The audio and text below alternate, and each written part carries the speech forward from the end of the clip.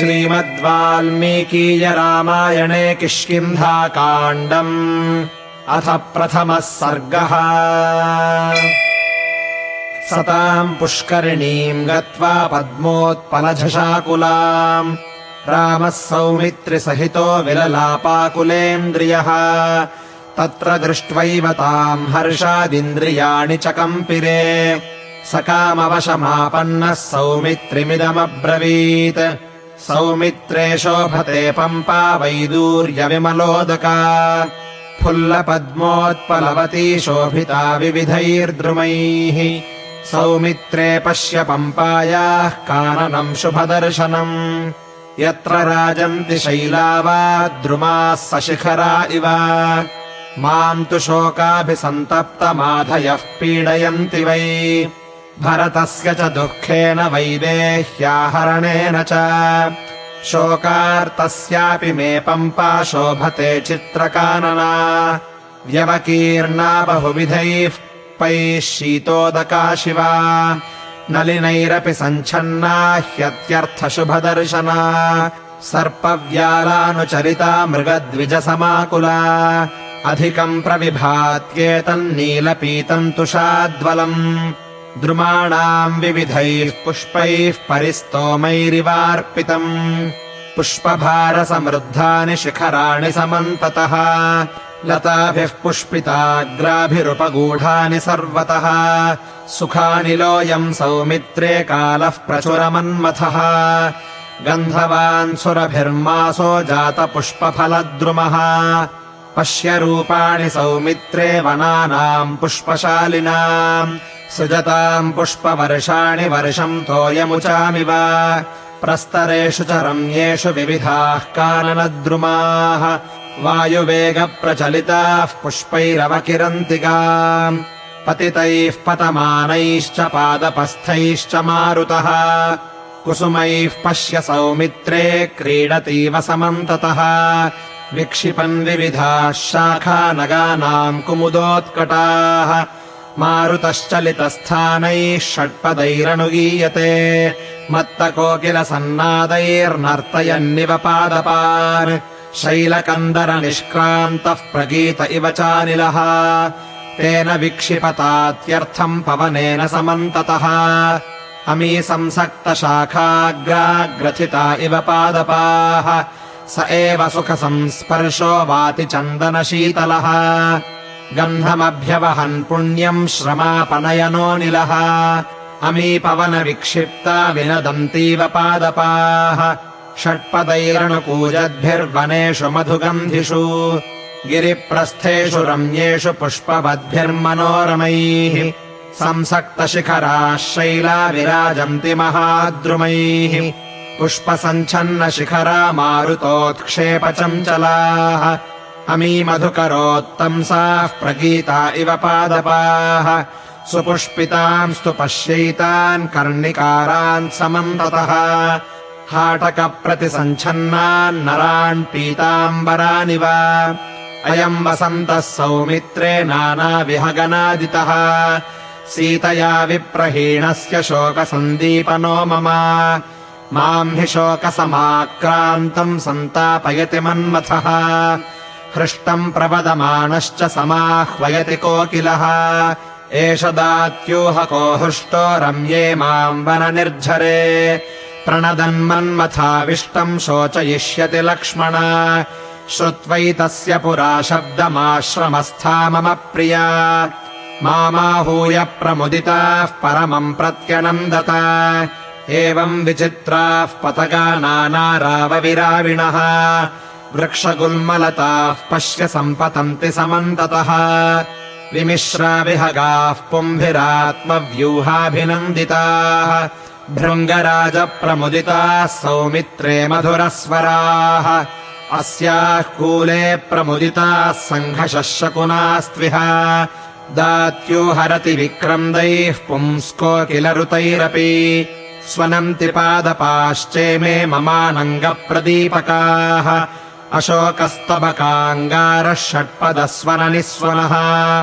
माम् हि पल्लवताम्रार्चिर्वसन्ताग्निः प्रधक्ष्यति न हि ताम् सूक्ष्मपक्ष्माक्षीम् सुकेशीम् मृदुभाषिणीम् अपश्यतो मे सौमित्रे जीवितेऽस्ति प्रयोजनम् अयम् हि रुचिरस्तस्याः कालो रुचिरकाननः कोकिलाकुलसीमान्तो दयिताया ममानघा मन्मथाया स सम्भूतो वसन्तगुणवर्धितः अयम् माम् धक्ष्यति क्षिप्रम् शोकाग्निर्न चिरादिव अपश्यतस्ताम् वनिताम् पश्यतो रुचिरान् द्रुमान् ममायमात्मप्रभवो भूयस्त्वमुपयास्यति अदृश्यमाना वैदेही शोकम् वर्धयतीह मे दृश्यमानो वसन्तश्च स्वेदसंसर्गदूषकः माम् हि सा मृगशावाक्षी चिन्ताशोकबलात्कृतम् सन्तापयति सौमित्रे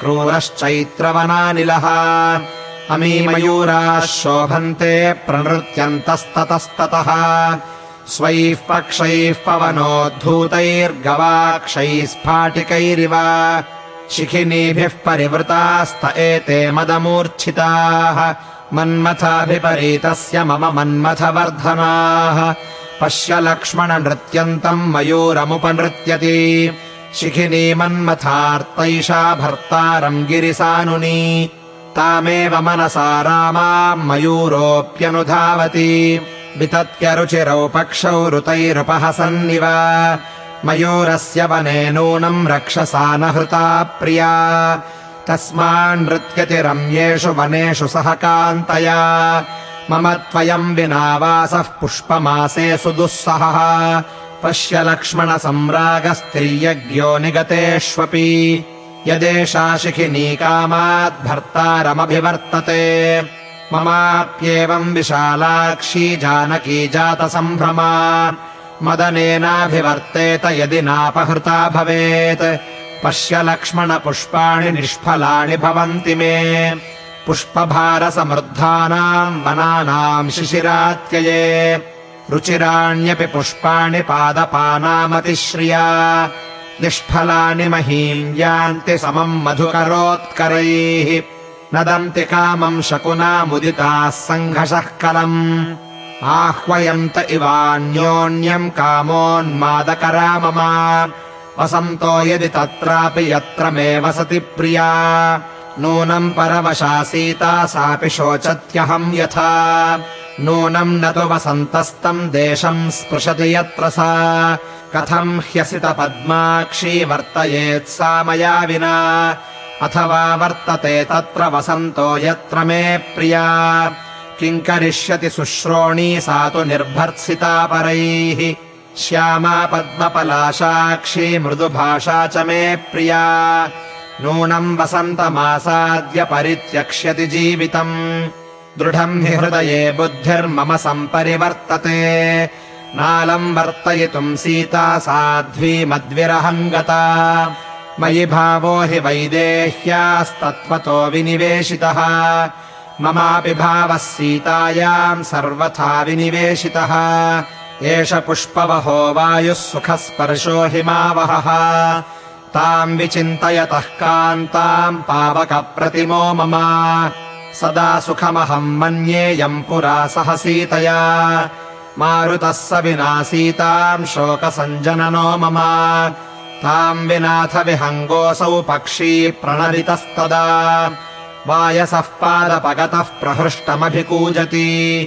एष वै तत्र वैदेह्या विहगः प्रतिहारकः पक्षीमान् तु विशालाक्ष्याः समीपमुपनेष्यति पश्य लक्ष्मणसन्नादम् वने मदविवर्धनम् पुष्पिताग्रेषु वृक्षेषु द्विजानामवकूजता विक्षिप्ताम् पवनेनैतामसौ तिलकमञ्जरीम् षट्पदः सहसाभ्येति मदोद्धूतामिव प्रियाम् कामिनामयमत्यन्तमशोकः शोकवर्धनः स्तबकैः पवनोत्क्षिप्तैस्तर्जयन्निव माम् स्थितः अमी लक्ष्मण दृश्यन्ते चूताः कुसुमशालिनः बिभ्रमोत्सिक्तमनसः साङ्गरागानरा इव सौमित्रे पश्य पम्पायाश्चित्रासु वनराजिषु किन्नरा नरशार्दूल विचरन्ति यतस्ततः इमानि शुभगन्धीनि पश्य लक्ष्मण सर्वशः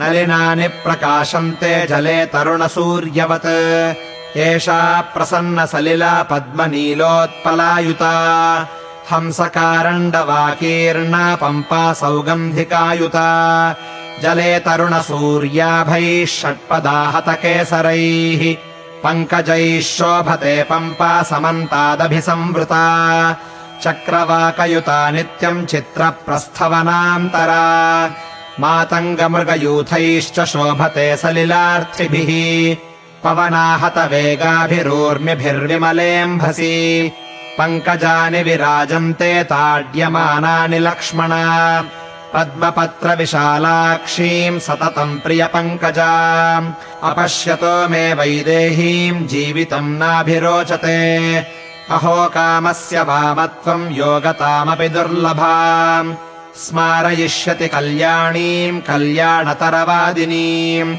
शक्यो धारयितुम् कामो भवेदभ्यागतो मया यदि भूयो वसन्तो माम् न हन्यात् पुष्पितद्रुमः यानि स्मरमणीयानि तया सह भवन्ति मे तान्येवारमणीयानि जायन्ते मे तया विना पद्मकोशपलाशानि द्रष्टुम् दृष्टिरिहि मन्यते सीताया नेत्रकोशाभ्याम् सदृशानीति लक्ष्मण पद्मकेसरसंसृष्टो वृक्षान्तरविनिःसृतः निःश्वास इव सीताया वाति वायुर्मनोहरः सौमित्रे पश्य पम्पाया दक्षिणे गिरिसानुषु पुष्पिताम् कर्णिकारस्य यष्टिम् परमशोभिताम् अधिकम् शैलराजोऽयम् धातुभिस्तु विभूषितः विचित्रम् सृजते रेणुम् वायुवेगविघट्टितम् गिरिप्रस्थास्तु सौमित्रे सर्वतः सम्प्रपुष्पितैः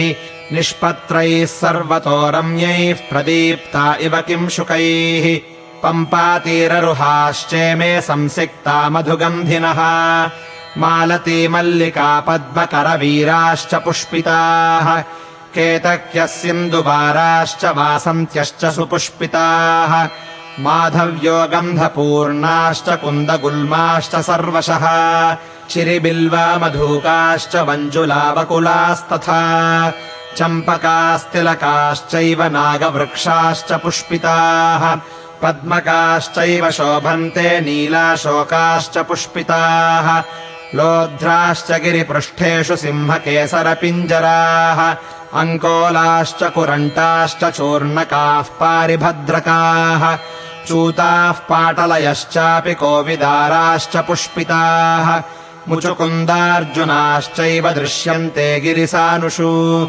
केतकोद्दालकाश्चैव शिरीषाः शिंशपाधवाः शाल्मल्यकिंशुकाश्चैव रक्ताः कुरवकास्तथा तिनिशानक्तमालाश्च चन्दनाः स्यन्दनास्तथा हिन्तालास्तिलकाश्चैव नागवृक्षाश्च पुष्पिताः पुष्पितान् पुष्पिताग्राभिर्लताभिः परिवेष्टितान् द्रुमान् पश्येह सौमित्रे पम्पाया रुचिरान् बहून् वातविक्षिप्तविटपान् यथा सन्नान् द्रुमानिमान् लताः समनुवर्तन्ते मत्ता इव वरस्त्रियः पादपात्पादपम् गच्छन् शैलाच्छैलम् वनाद्वनम् वातिनैकरसास्वादसम्मोदित इवानिलः केचित्पर्याप्तकुसुमाः पादपामधुगन्धिनः केचिन्मुकुलसंवीताः श्यामवर्णा इवा बभुः इदम् मृष्टमिदम् स्वादु प्रफुल्लमिदमित्यपि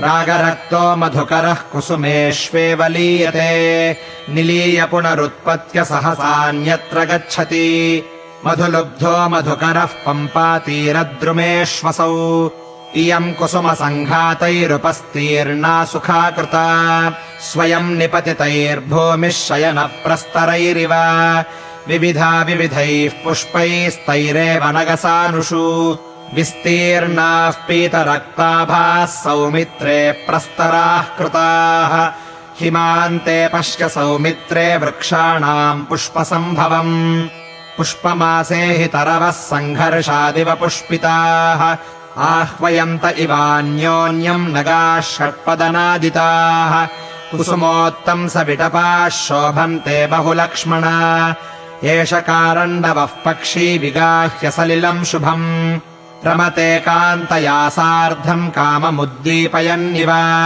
मन्दाकिन्यास्तु यदिदम् रूपमेतन्मनोरमम् स्थाने जगति विख्याता गुणास्तस्या मनोरमाः यदि दृश्येत सा साध्वी यदि चेहवसेमहि स्पृहयेयम् न शक्राय नायोऽध्यायैरघूत्तमा न ह्येवम् रमणीयेषु शाद्वलेषु तया सह रमतो मे भवेच्चिन्ता न स्पृहान्येषु वा भवेत् अमीहि विविधैः पुष्पैस्तरवो विविधच्छदाः काननेऽस्मिन् विना कान्ताम् चिन्तामुत्पादयन्ति मे पश्य शीतजलाम् चेमाम् सौमित्रे पुष्करायुताम् चक्रवाकानुचरिताम् कारण्डवनिषेविताम् प्लवैः क्रौञ्चैश्च सम्पूर्णाम् महामृगनिषेविताम् अधिकम् शोभते पम्पा विकूचद्भिर्विहङ्गमैः दीपयन्तीव मे कामम् विविधामुदिता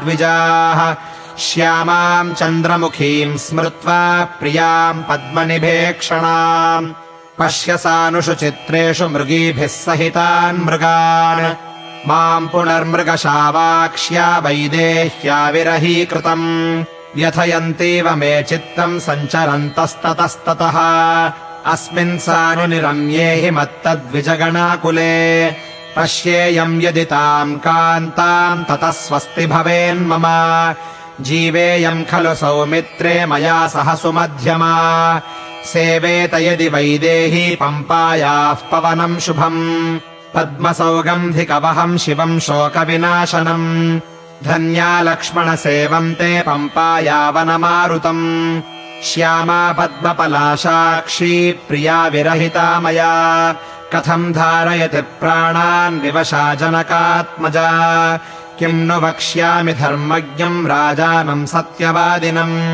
जनकम् पृष्टसीतम् तम् कुशलम् जनसंसदि यामामनुगता मन्दम् पित्रा प्रस्थापितम् वनम् सीता धर्मम् समास्थाय क्वनु सा वर्तते प्रिया तया विहीनः कृपणः कथम् लक्ष्मण धारये यामामनुगता राज्याद्भ्रष्टम् विहतचेतसम् तच्चार्वञ्चितपद्माक्षम् सुगन्धिशुभमव्रणम् अपश्यतो मुखम् तस्याः सीदतीव मतिर्मम स्मितहास्यान्तरयुतम् गुणवन्मधुरम् हितम् वैदेह्या वाक्यमतुलम् कदा श्रोष्यामि लक्ष्मण प्राप्य दुःखम् वने श्यामा माम् मन्मथ विकर्षितम् नष्टदुःखेव हृष्टेव साध्वी साध्वभ्यभाषत किम् नु वक्ष्याम्ययोध्यायाम् कौसल्याम् हि नृपात्मजा क्व सा स्नुषेति पृच्छन्तीम् कथम् चापि मनस्विनीम्